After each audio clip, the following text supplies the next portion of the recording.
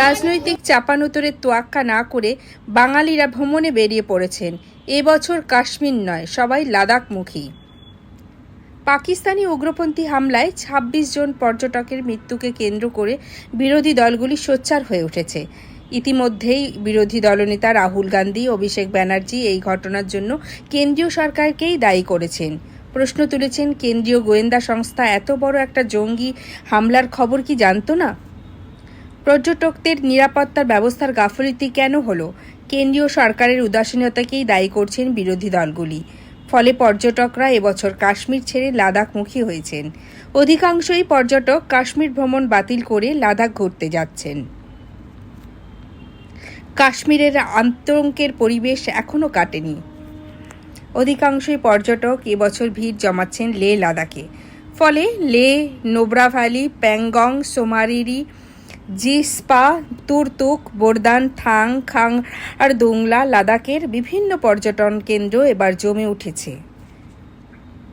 কাশ্মীরের পর্যটন ব্যবসা নিম্নমুখী হওয়ায় চওড়া হাসি লে লাদাখের পর্যটন শিল্প ও ব্যবসায়ীদের মুখে। যদিও কাশ্মীরের থেকে লে লাদাখের খরচ অনেক বেশি, তবুও বাঙালির পায়ের তলার শস্যে।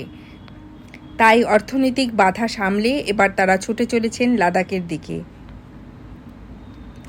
বরফে ঢাকা পাহাড়ের অপরূপ রঙের বৈচিত্র্য, সুবিস্তৃত মরুভূমি, সেই সঙ্গে সিন্ধু ও শায়ক নদীর পারস্পরিক মেলবন্ধনে স্বর্গীয় রূপ লাদাখের সর্বত্র।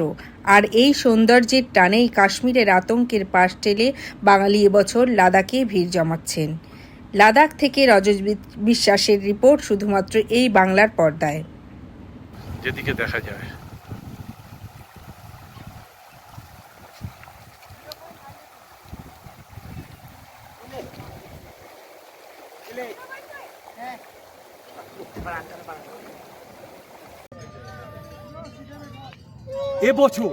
এবছর পর্যটকদের ভিড় লাদাখমুখী।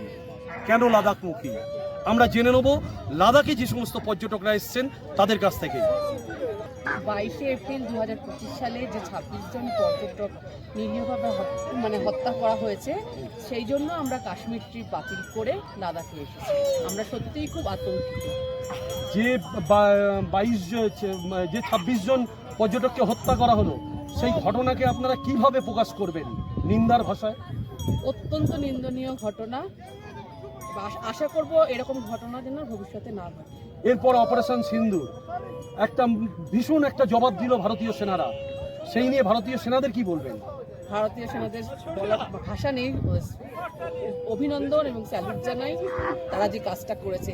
এভাবেই ওরা আমাদের সঙ্গে থাকুক, আমরা ওদের সঙ্গে রয়েছি।